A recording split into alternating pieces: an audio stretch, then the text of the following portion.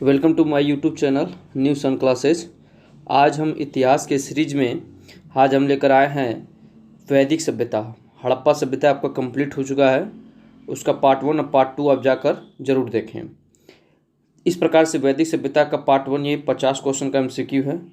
ठीक, अभी तक आप हमारे यूट्यूब चैनल को सब्सक्राइब न किए हों तो सब्सक्राइब कर लें। इसमें पहला क्वेश्चन आपका है, पूर्व वैदिक या ऋग्वैदिक सांस्कृतिक काल किसे माना जाता है?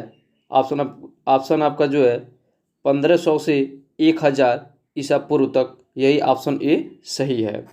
ठीक, इसमें 4 ऑप्शन है, इसमें पहला ऑप्शन आपका सही है। नेक्स्ट क्वेश्चन, चलिए दूसरे क्वेश्चन पर चलते हैं।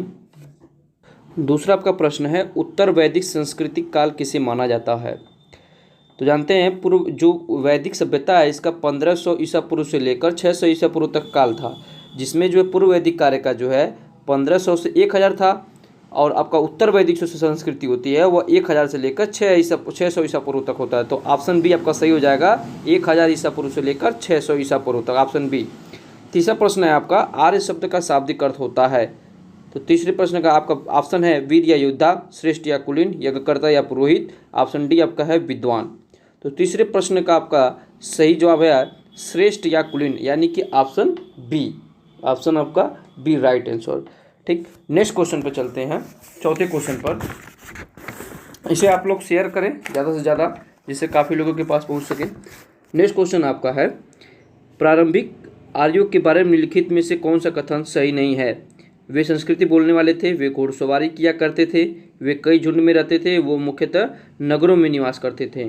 तो चौथे प्रश्न का आपका सही जवाब आपका है ऑप्शन डी, वे मुख्यतः नगरों में निवास करते थे। तो इस प्रकार से चौथे प्रश्न का आपका सही जवाब है option D, D option. Next question चलते हैं 5 नंबर क्वेश्चन पर।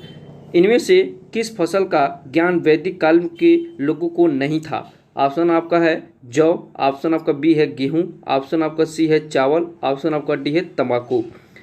तो पांचवें प्रश्न का आपका सही जवाब है ऑप्शन डी, तंबाकू जो है वैदिक काल के लोगों को ज्ञान नहीं था, यानी कि तंबाकू का जो है अभी तक वैदिक सभ्यता में ज्ञान लोगों के पास नहीं था। ठीक, गेहूं का था, चावल का था, केवल तंबाकू का ही नहीं था। ठीक, नेक्स्ट क्वेश्चन चलते हैं। छठवें क्वेश्चन है, उत्तर वैदिक काल के वेद विरोधी और ब्राह्मण विरोधी धार्मिक अध्यापकों को किस नाम से जाना जाता था? ऑप्शन आपका है यजमान, ऑप्शन बी है आपका श्रमण, ऑप्शन सी आपका अथर्वण, ऑप्शन डी आपका है श्रेष्ठिन। तो छठवें प्रश्न का आपका सही जवाब है ऑप्शन बी, यानी कि श्रमण, यानी कि वेद विरोधी और जो ब्राह्मण विरोधी धार्मिक अध्यापकों को श्रमण के नाम से जाना जाता था। श्रमण किसे कहा जाता था? तो वेद विरोधी और ब्राह्मण विरोधी धार्मिक अध्यापक को कहा जाता है। 7 नंबर प्रश्न आपका है, वैदिक गणित का महत्वपूर्ण अंग है? ऑप्शन आपका है शतपथ ब्राह्मण, ऑप्शन आपका बी है अथर्ववेद, ऑप्शन सी आपका है शल्वसूत्र, ऑप्शन आपका डी है छंदोग्य उपनिषद। तो 7वें प्रश्न का आपका सही जवाब है शल्वसूत्र। ये प्रश्न आपका कई बार रिपीटेड है, एग्जाम में बार बार पूछा जाता है कि वैदिक गणित का महत्वपूर्ण अंग कौन सा है? तो शल्वसूत्र है। ठीक है, नेक्स्ट क्वेश्चन 8वें नंबर प्रश्न में चलते हैं हम। किस वेद में प्राचीन वैदिक युग की संस्कृति के बारे में सूचना दी गई है? ऑप्शन आपका है ऋग्वेद, ऑप्शन आपका बी है यजुर्वेद, ऑप्शन आपका सी है अथर्ववेद, ऑप्शन आपका डी है सामवेद। तो 8वें प्रश्न का आपका सही जवाब है ऑप्शन ए, यानी कि ऋग्वेद। ऋग्वेद में जो है आपका प्राचीन वैदिक संस्कृति के बारे में जो भी संस्कृतियां हैं, इस सभी संस्कृति के बारे में आपका ऋग्वेद की, और सबसे प्राचीन वेद किसे कहा जाता है? सबसे प्राचीन वेद भी इसी ऋग्वेद को ही कहा जाता है। चलिए 9 नंबर प्रश्न आपका है, निम्नलिखित में से उत्तर वैदिक काल में लिखे गए ग्रंथों का सही क्रम कौन सा है? तो ध्यान रहे, आपको सबसे प्राचीन जो ग्रंथ है वो आपका क्या है? आपका वेद है, तो यानी कि वेद तो पहले आएगा। तो इस प्रकार से हम देखते हैं 9 नंबर प्रश्न का आपका सही जवाब हो जाएगा ऑप्शन ए, यानी वेद, ब्राह्मण, आरण्यक और उपनिषद, यानी जो सही क्रम है ये सही क्रम आपका ऑप्शन ए हो जाएगा, यानी 9 प्रश्न का आपका हो जाएगा ऑप्शन ए।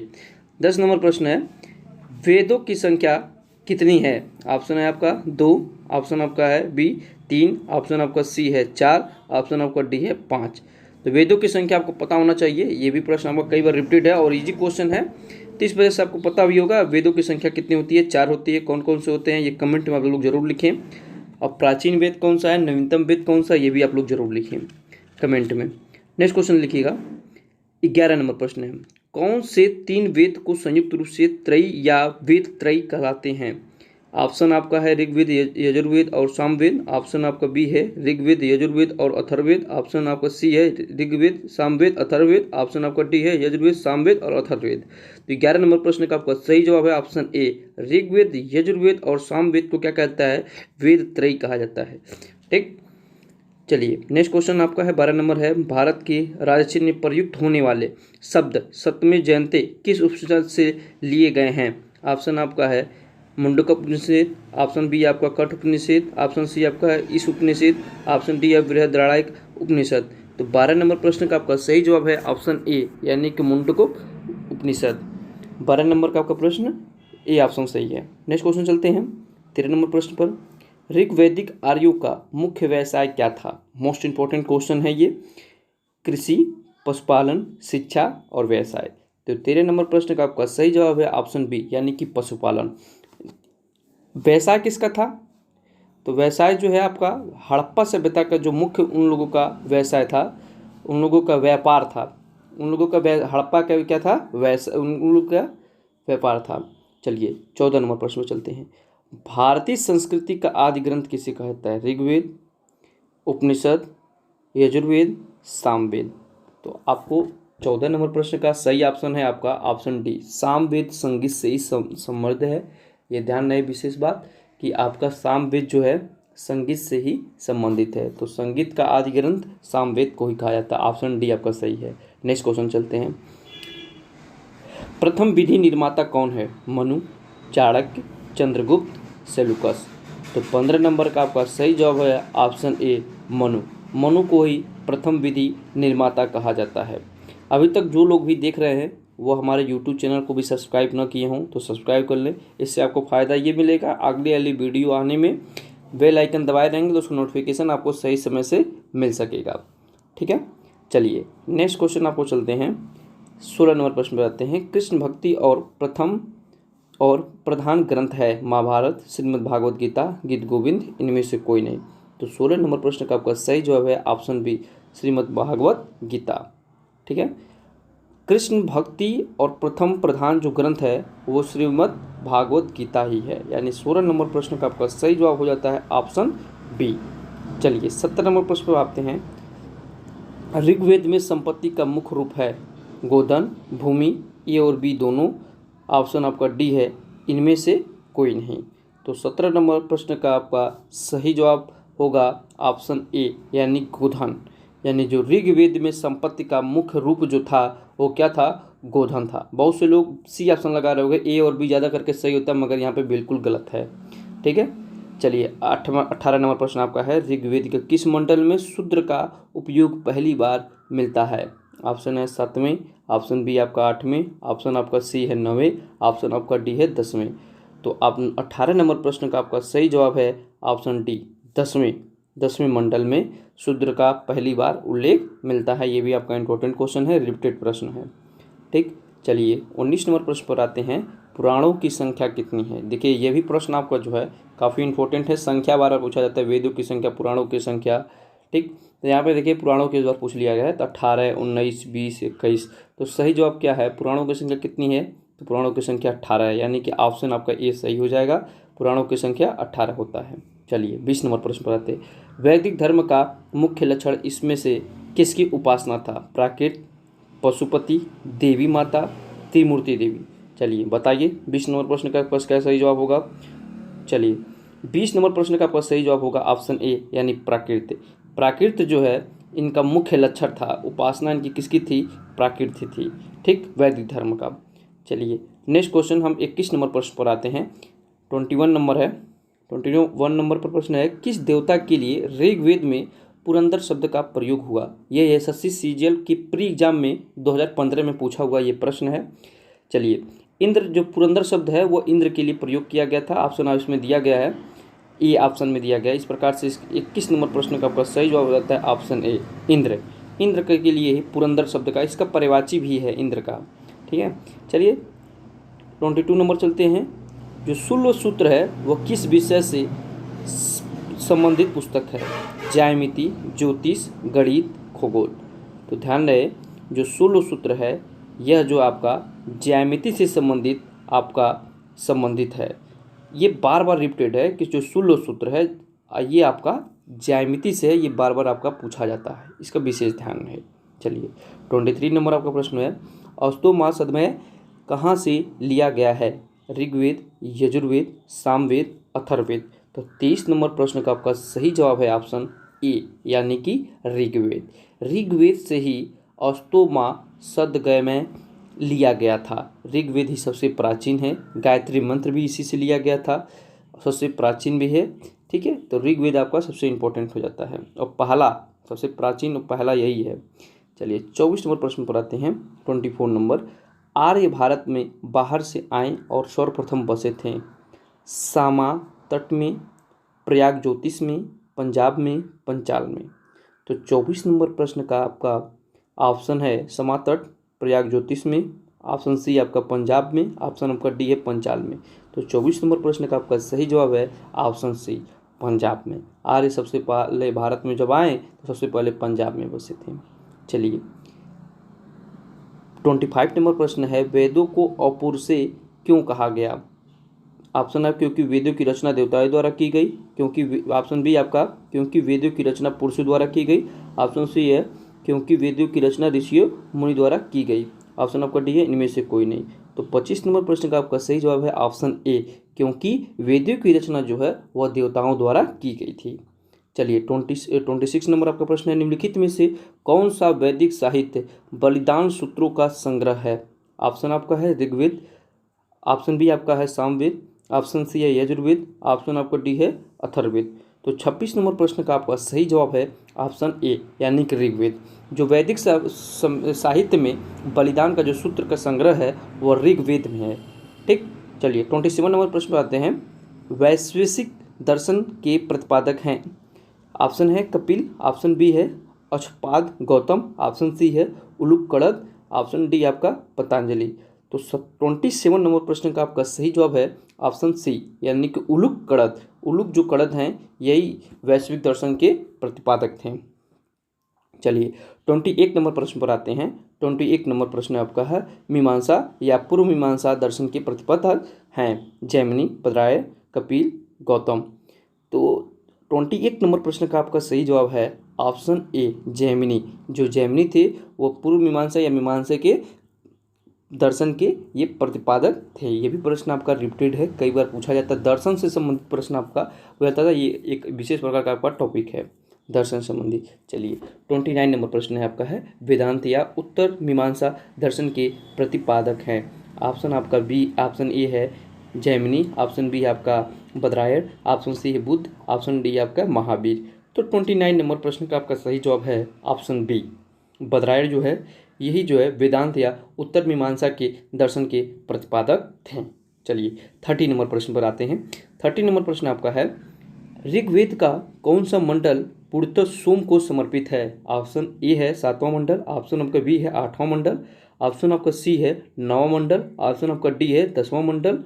ठीक, तो 30 नंबर प्रश्न का आपका सही जवाब है ऑप्शन सी 9वें मंडल में जो है सोम को जो है समर्पित किया गया है पूर्णतः। ठीक है, आपसे पूछा जाएगा प्रश्न में कि ऋग्वेद में कितने मंडल होते हैं, तो कितने होते हैं? 10 मंडल होते हैं। चलिए 31 नंबर, प्रसिद्ध 10 राजाओं का युद्ध, दशराज का युद्ध किस तट पर लड़ा गया था? गंगा, ब्रह्मपुत्र, कावेरी, परुशरी। तो 31 नंबर प्रश्न का आपका सही जवाब है ऑप्शन डी परुशरी। ठीक, परुशरी जो है ये 10 राजाओं का युद्ध जो है इसी नदी के तट पर लड़ा गया था। ठीक है, ये संस्कृत नाम है, इसका हिंदी में क्या नाम है ये जरूर आप कमेंट में लिखें। चलिए 32 नंबर है, धर्मशास्त्रों में भू स्वराज की दर क्या थी? 1/3, 1/4, 1/6, 1/8। तो 32 नंबर प्रश्न का आपका सही जवाब है ऑप्शन सी 1/6। धर्मशास्त्रों में जो भू स्वराज की दर थी वह 1/6 थी, यानी 1/6, यानी कि ऑप्शन सी सही है। चलिए 33 नंबर, 800 ईसा पूर्व से लेकर 600 ईसा पूर्व का काल किस युग से जुड़ा है? ब्राह्मण युग, सूत्र युग, रामायण युग, महाभारत युग। तो 33 नंबर प्रश्न का आपका सही जवाब है ऑप्शन ए ब्राह्मण युग, यानी 600 ईसा पूर्व से लेकर 800 से लेकर 600 ईसा पूर्व के बीच का जो युग है उसे ब्राह्मण युग से कहा जाता है। चलिए 34 नंबर, किस काल में अछूत की अवधारणा स्पष्ट रूप से उदित हुई? ऋग्वैदिक काल में, उत्तर वैदिक काल में, उत्तर गुप्त काल में, धर्मशास्त्र काल में? 34 नंबर आपका प्रश्न का सही जवाब है ऑप्शन डी धर्मशास्त्र के काल में। ठीक है, चलिए अभी तक जो लोग देख रहे हैं सब्सक्राइब न किए हों, हमारे चैनल पर नए हैं तो वो सब्सक्राइब जरूर करें। चलिए 35 नंबर, एशिया माइनर स्थित बोगाज कोई महत्व इसलिए है क्योंकि वहाँ जो अभिलेख प्राप्त हुए उसमें 4 वैदिक देवताओं इंद्र, वरुण, मित्र, नासत्व को उल्लेख मिलता है। तो 35 नंबर प्रश्न का आपका सही जवाब है ऑप्शन ए ऑप्शन ही सही है। ठीक, चलिए 36 नंबर, गायत्री मंत्र देवी सवित्र को संबोधित किस पुस्तक में मिलता है? ऋग्वेद, यजुर्वेद, उपनिषद, भागवत गीता? तो 36 नंबर का आपका सही जवाब है ऑप्शन ए ऋग्वेद।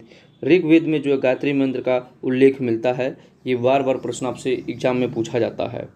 ठीक है, अब बताइएगा कि सबसे प्राचीन वेद यही है, ऋग्वेद है। इसमें कितने मंडल होते हैं, इसमें कितने सूक्त हैं, ये सभी आप कमेंट में लिखिए। चलिए 37 नंबर प्रश्न बताते हैं, न्याय दर्शन को प्रचारित किया था? ऑप्शन है आपका चाणक्य ने, ऑप्शन बी है गौतम ने, ऑप्शन सी है कपिल ने, ऑप्शन आपका डी है जैमिनी ने। तो 37 नंबर प्रश्न का आपका सही जवाब है 37 नंबर प्रश्न का आपका सही जवाब है ऑप्शन बी गौतम ने, बी ऑप्शन सही है। चलिए 38 नंबर प्रश्न पर आते हैं। 38 नंबर प्रश्न आपका है, 38 नंबर प्रश्न पर आते हैं, प्राचीन भारत में निक्ष से जाने जाते थे स्वर्ण आभूषण, गाय, तांबे के सिक्के, चांदी के सिक्के? तो 38 नंबर प्रश्न का आपका सही जवाब है ऑप्शन ए स्वर्ण आभूषण। स्वर्ण आभूषण में निक्ष के नाम से जाना जाता था। ठीक है, नेक्स्ट क्वेश्चन आते हैं 39 नंबर प्रश्न पर। 39 नंबर प्रश्न में चलिए 39 नंबर प्रश्न पर आते हैं हम। 39 नंबर प्रश्न आपका है, योग दर्शन के प्रतिपादक हैं? ऑप्शन आपका है पतंजलि, ऑप्शन आपका बी है गौतम, ऑप्शन आपका सी है जैमिनी, ऑप्शन आपका डी है शंकराचार्य। तो 39 प्रश्न का सही जवाब है ऑप्शन ए पतंजलि। योग दर्शन के जो प्रतिपादक हैं वो कौन है? पतंजलि हैं। ये भी प्रश्न आपका कई बार एग्जाम में रिपीटेड है। चलिए नेक्स्ट क्वेश्चन पर हम चलते हैं 40 नंबर प्रश्न में। टोटल 50 क्वेश्चन है, यानी 50 क्वेश्चन है। उपनिषद पुस्तकें हैं धर्म पर, ऑप्शन आपका बी है योग पर, ऑप्शन आपका सी है विधि पर, ऑप्शन आपका डी है दर्शन पर। तो जो उपनिषद है यह जो है दर्शन पर संबंधित है। तो इस प्रकार से 40 नंबर प्रश्न का आपका सही जवाब हो जाता है ऑप्शन डी दर्शन। दर्शन पर आपका जो है पुस्तकें, ये उपनिषद जो है दर्शन से संबंधित हैं। ये बार बार पूछा जाता है ये भी प्रश्न। चलिए 41 नंबर, निम्नलिखित में से किस वैदिक साहित्य में वर्णा प्रणाली पर चर्चा हुई है? ऋग्वेद, सामवेद, यजुर्वेद, अथर्ववेद? तो 41 नंबर प्रश्न का आपका सही जवाब है ऑप्शन ए, यानी ऋग्वेद में ही आपका वैदिक साहित्य में वर्णा प्रणाली की चर्चा हुई है। वर्णा का मतलब वर्ण प्रणाली। ठीक है, चलिए इस प्रकार से हम लोग 42 नंबर प्रश्न पर आते हैं, यानी 42 नंबर प्रश्न पर आते हैं, गायत्री मंत्र का उल्लेख किस वेद में है? देखिए कि प्रश्न भी आ गया आपका, ऋग्वेद, ऑप्शन आपका भी है सामवेद, ऑप्शन आपका सी है यजुर्वेद, ऑप्शन आपका डी है अथर्ववेद। तो इस प्रश्न का सही जवाब है ऑप्शन ए, यानी ऋग्वेद। ऋग्वेद में जो है आपका गायत्री मंत्र का उल्लेख हुआ था।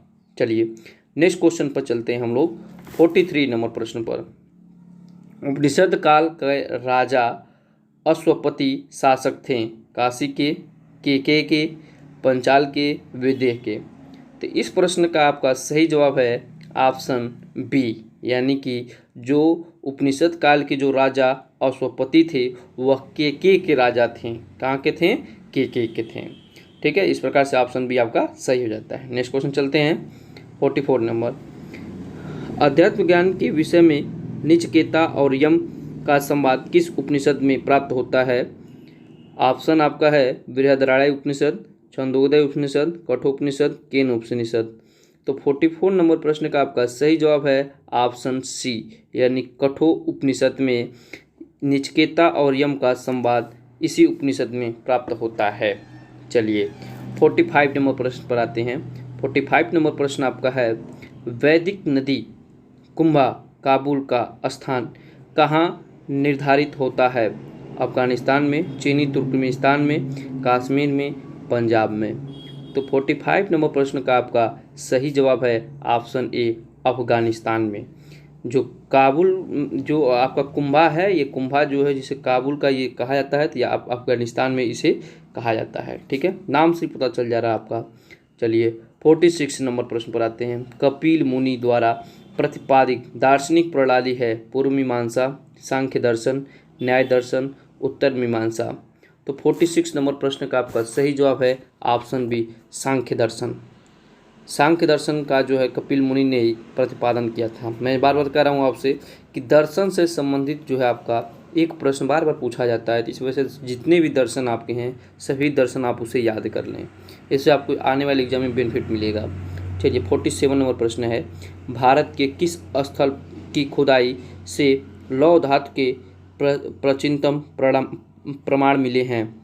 तक्षशिला, अतंजरी खेड़ा, कौशाम्बी, हस्तिनापुर। तो 47 नंबर प्रश्न का आपका सही जवाब है ऑप्शन बी। ये उत्तर प्रदेश में ही पड़ता है आपका, एटा जिले में अतंजरी खेड़ा, वहीं से पहली बार जो है लोहे की साक्ष्य मिला है। 48 नंबर प्रश्न है, निम्नलिखित में से किसका संकलन ऋग्वेद पर आधारित है? ऑप्शन है आपका यजुर्वेद, ऑप्शन आपका बी है सामवेद, ऑप्शन आपका सी है अथर्ववेद, ऑप्शन आपका डी है इनमें से कोई नहीं। तो 48 नंबर प्रश्न का आपका सही जवाब है ऑप्शन आपका बी। बी ऑप्शन जो है सही जवाब है। ठीक है, ये भी प्रश्न आपका इम्पोर्टेंट है। चलिए 49 नंबर प्रश्न पर चलते हैं। 49 नंबर प्रश्न आपका है, निम्नलिखित में से कौन से प्रस्थानत्रयी में शामिल नहीं है? भागवत, भागवत गीता, ब्रह्मसूत्र, ऑप्शन आपका डी है उपनिषद। 49 नंबर प्रश्न का आपका सही जवाब है ऑप्शन ए, जो भागवत है यही जो है आपका प्रस्थानत्रयी में शामिल नहीं है। बाकी आपका भागवत गीता, ब्रह्मसूत्र और उपनिषद यह प्रस्थानत्रयी में शामिल है। चलिए लास्ट क्वेश्चन पर चलते हैं। 50 नंबर प्रश्न आपका है, कर्म का सिद्धांत संबंधित है न्याय से, मीमांसा से, वेदांत से, वैशेषिक से। तो 50 नंबर प्रश्न का आपका सही जवाब है ऑप्शन बी। ऑप्शन आपका बी सही है, मीमांसा। देखिए ये पार्ट 1 आपका कंप्लीट हुआ। इस प्रकार से आपका इसके बाद हम पार्ट 2 लेकर आएंगे। ठीक है, इसे आप लोग अच्छे से देखें जिससे आपको एग्ज़ाम में 100% यही एग्ज़ाम आएंगे। ठीक है, थैंक यू फॉर सो